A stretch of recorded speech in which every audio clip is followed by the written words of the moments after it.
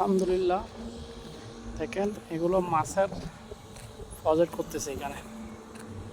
বুঝছেন? এখানে সব পুরো মাছের প্রজেক্ট হবে। এই দেখেন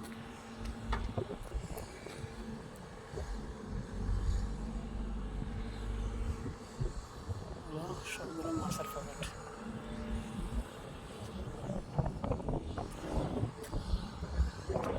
মাছের অনেক মাছের প্রজেক্ট হবে।